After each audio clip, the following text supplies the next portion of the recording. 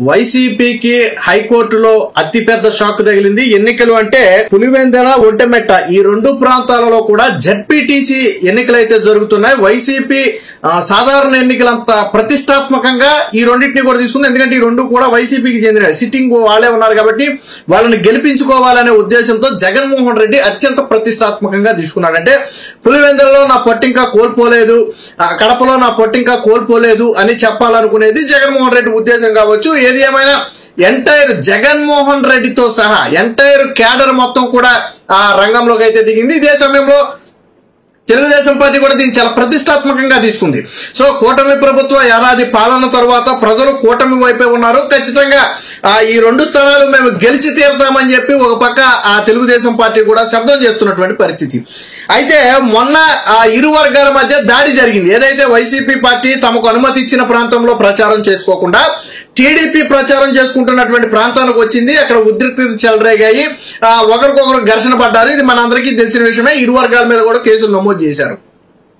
తర్వాత ఏం జరిగింది, ఎలక్షన్ కమిషన్ ఈ మొత్తాన్ని కూడా పరిశీలించిన తర్వాత వాటిని అత్యంత సమస్యాత్మక ప్రాంతాలుగా భావించి రేపు ఎన్నికలు ఆ ప్రాంతాల్లో జరిగితే వైసీపీ మరొకసారి దాడులకు దిగే అవకాశం ఉంది. ఓటర్లను ప్రలోభపెట్టి భయభ్రాంతులకు గురి చేసి పోలింగ్ కేంద్రానికి రాకుండా అడ్డుకునే అవకాశం ఉందని భావించి ఆ పోలింగ్ కేంద్రాలు దాదాపుగా ఒక ఊర్లో ఉన్నటువంటి 6 పోలింగ్ కేంద్రాలను పక్క ఊరికైతే షిఫ్ట్ చేయడం జరిగింది. దాదాపు 1 కిలోమీటర్ వేరియేషన్ లో వాటిని పోలింగ్ కేంద్రాలు షిఫ్ట్ చేయడం జరిగింది.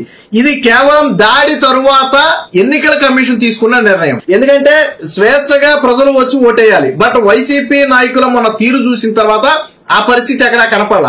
ఎలక్షన్ కమిషన్ ఇది పూర్తిగా ఎలక్షన్ కమిషన్ తీసుకున్న నిర్ణయం.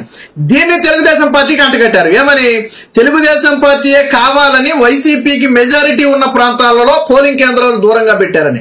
దాదాపుగా ఒంటిమెట్టలో అయితే 30 పోలింగ్ కేంద్రాలు ఉన్నాయి.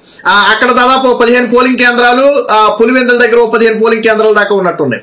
సో మొత్తంగా వీటన్నిటిలో ఒక చోట 10,000 మంది ఓటర్లు ఉన్నారు, మరో చోట 25,000 మంది ఓటర్లు ఉన్నారు. వీటిని మార్చాలి అనుకుంటే, ఎలక్షన్ కమిషన్ మార్చాలి అనుకుంటే అసలు పోలింగ్ కేంద్రం అనౌన్స్ చేసేటప్పుడే అక్కడ పెట్టదు. కూటమి ప్రభుత్వం ప్రలోభ పెట్టింది, లేకపోతే చంద్రబాబు నాయుడు ఏదో జిమ్మిక్కులు చేశాడని చాలా మంది అంటున్నారు. చంద్రబాబు నాయుడు జిమ్మిక్కులు చేస్తే మీరు కొట్టుకున్న తర్వాత మార్చరాటిని. వాస్తవంగా షెడ్యూల్ ఇచ్చినప్పుడే పోలింగ్ కేంద్రాలు ఎక్కడనేది ఆల్రెడీ వచ్చేసింది. సో ఎప్పుడు మార్చారు, వైసీపీ రౌడీయిజం, గుండాయిజం చేసిన తర్వాత మార్చారు. ఎందుకని, స్వేచ్ఛగా ఎన్నికలు జరగాలి కాబట్టి.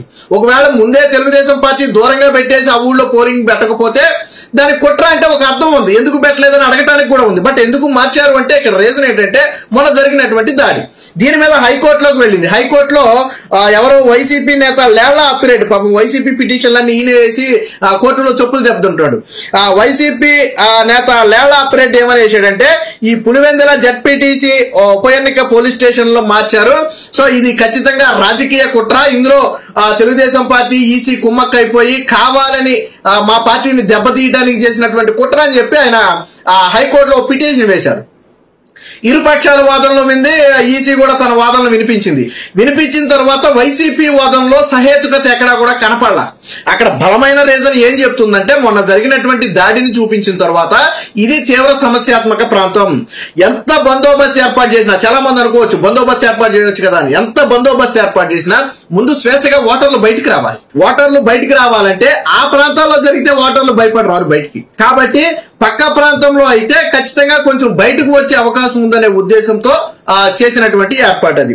సో ఇది ఎన్నికల కమిషన్ వాదంతో హైకోర్టు కూడా ఏకీభవించి ఏం చేసింది, ఏదైతే వీళ్ళు 6 స్థానాలు మార్చారు, దీన్ని వెంటనే అడ్డుకోవాలి, ఈసీకి ఆదేశాలు ఇచ్చి మళ్ళీ పాత ప్లేస్ లోనే ఎన్నికలు పెట్టాలని ఏదైతే వీళ్ళు కోర్టుకి వెళ్లారో దాన్ని కోర్టు యాక్సెప్ట్ చేయాలి. ఆ పిటిషన్ మొత్తాన్ని కూడా డిస్మిస్ చేసింది.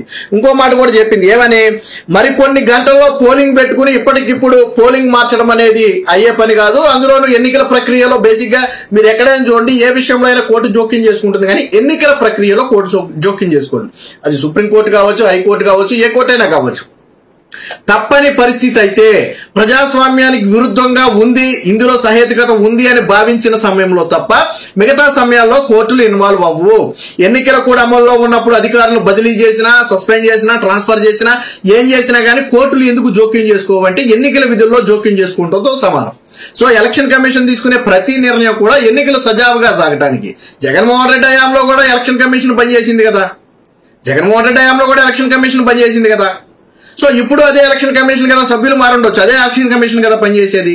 అంటే కేవలం దీన్ని ఒక వంకగా చూపి మరి పోలింగే అడ్డుకోవాలనుకున్నారో లేదా పోలింగ్ వాయిదా వేయించాలనుకున్నారో మనకైతే తెలియదు. కానీ దాదాపుగా చాలా ఏళ్ల తర్వాత అక్కడ ప్రజలు బయటకు వచ్చి ఓటేసే అవకాశం కలిగింది.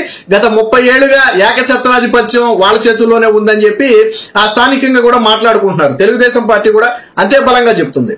జగన్మోహన్ రెడ్డి చరిష్మా ఇక అయిపోయింది. పులివెందుల్లో గాని కడప ఇతర ప్రాంతాల్లో గాని జగన్మోహన్ రెడ్డి ప్రభావం లేదు. ఖచ్చితంగా ఈ జెడ్పీటీసీ ఏదైతే ఉప ఎన్నిక జరుగుతుందో దీన్ని మేము కైవసం చేసుకుంటామని టీడీపీ నేతలు చాలా బలంగా చెప్తున్నారు. ప్రజల్లో నుంచి వస్తున్న స్పందన కూడా గతానికితో పోలిస్తే చాలా ఎక్కువ కనపడింది. మీకు ఒక చిన్న ఎగ్జాంపుల్, మనం గతానికి ఒకసారి వెళ్దాం.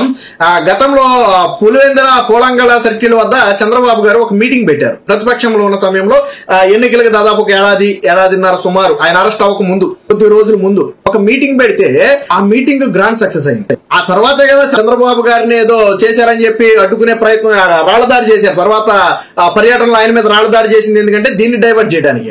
సో అక్కడ పులివెందులకు జనం ప్రపంచం లాగా వచ్చారు. ట్విస్ట్ ఏంటంటే గతంలో చంద్రబాబు గారు అప్పటికే 14 సంవత్సరాలు సీఎం గా ఉన్నప్పుడు కూడా చాలా సందర్భాల్లో వెళ్ళాడు ఆయన. సో ఎప్పుడు ప్రజల నుంచి అంత స్పందన రాలా స్వచ్ఛందంగా. కానీ మొన్న ఎన్నికలకు ముందు జగన్మోహన్ రెడ్డి హయాంలో చంద్రబాబు గారు ప్రతిపక్ష నేతగా అక్కడికి వెళితే టీడీపీ నేతలు ఆశ్చర్యపోయారు, బ్రహ్మరథం పట్టారు ప్రజలు. జగన్మోహన్ రెడ్డికి ఉలిక్కిపాటు ఎక్కడ మొదలైందంటే అక్కడే మొదలైంది. ఒక రకంగా జగన్మోహన్ రెడ్డి పులివెందులో ఓడిపోతాడా అన్న స్థాయిలో ఆ రోజు జనం వచ్చారు. తర్వాత జగన్మోహన్ రెడ్డి దీని మీద సమీక్ష జరిపి ఆ నేతలందరినీ పిలిచి వాళ్ళ వార్నింగ్ కూడా ఇచ్చాడు. ఎందుకు ఇంత జనం వచ్చారు, ఎవరు జన సమీకరణ చేశారంటే ఎవరూ చేయలే. ఆ రోజు చంద్రబాబు గారికి స్వచ్ఛందంగా మద్దతు పలికారు. ఎందుకని ఆ రోజు వివేక హత్య కేసు కావచ్చు, జగన్మోహన్ రెడ్డి 4 ఏళ్ల 5 ఏళ్ల పాలన మీద విరక్తి కావచ్చు, రీజన్ ఏదైనా కావచ్చు. ముఖ్యంగా రైతులు కడప ప్రాంతంలో పులివెందుల ప్రాంతంలో ఉన్నటువంటి రైతులు చంద్రబాబు గారికి మద్దతు పలికారు. అప్పుడు జగన్మోహన్ రెడ్డి దాన్ని కొట్టిపడేశాడు. తర్వాత ఆ ఇష్యూని డైవర్ట్ చేయడానికే తర్వాత ఇక్కడ సభలో చంద్రబాబు గారి మీద రాళ్లదాడి చేసి మళ్ళీ ఈయన మీదే హత్యాయత్నం కేసు పెట్టారు. సో ఇప్పుడు కూడా జగన్మోహన్ రెడ్డిలో ఒక భయం ఉంది. ఏం భయం అది?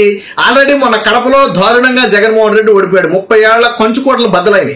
సో ఇప్పుడు పులివెందుల ఒంటిమిట్ట ఈ 2 ప్రాంతాలలో జెడ్పీటీసీ గల జగన్మోహన్ రెడ్డి ఓడిపోతే ఇక తల ఎత్తుకుని తిరగలేని పరిస్థితి. చాలా మంది అనొచ్చు జెడ్పీటీసీ ఎన్నికే అయిపోద్దాం మొత్తం. జెడ్పీటీసీ అంటే పులివెందుల ప్రాంతంలో జెడ్పీటీసీకి ఉన్నటువంటి ప్రాముఖ్యత అది. 30 ఏళ్లుగా ఏకఛత్రాధిపత్యంలో ఉన్నటువంటి ప్రాంతం అది.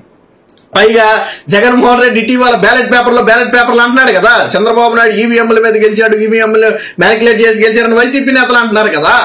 సో ఇప్పుడు బ్యాలెట్ పేపర్ల మీద జరుగుతున్నాయి. ఇప్పుడు కానీ దెబ్బ తగిలితే జగన్మోహన్ రెడ్డికి మామూలు దెబ్బ కాదు. పైగా ఆఫ్ ద రికార్డ్ మనకు తెలుస్తుంది ఏంటి, ఒక్కొక్క ఓటర్కి 10 నుంచి 15 వేలు పంచడానికి వైసీపీ సిద్ధమైందంట. అంటే ప్రజలు ఓట్లేయరని తెలిసిపోయి ప్రజల్ని డబ్బుతో కొనే ప్రయత్నం చేస్తున్నాడు జగన్మోహన్ రెడ్డి. ఆల్రెడీ మొన్న ఎన్నికల్లో డబ్బుతో కొనే ప్రయత్నం చేస్తే ప్రజలు లొంగల, ఎలవేళ ప్రజలు డబ్బుకు లొంగరు.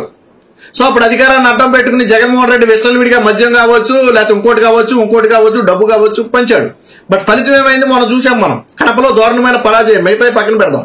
ఇప్పుడు కూడా జగన్మోహన్ రెడ్డి డబ్బుతో ఓట్లు కొనే ప్రయత్నం జరుగుతుందని తీవ్ర విమర్శలు ఉన్నాయి. ఏది ఏమైనా మొత్తంగా హైకోర్టులో మొత్తానికి ఈ విషయంలో మేము జోక్యం చేసుకోమని ఏదైతే ఒక వ్యాఖ్య చేసిందో ఇది వైసీపీకి అతిపెద్ద షాకు. ఎన్నికలకు ముందే దాదాపుగా వైసీపీ ఓడిపోయినంత పని.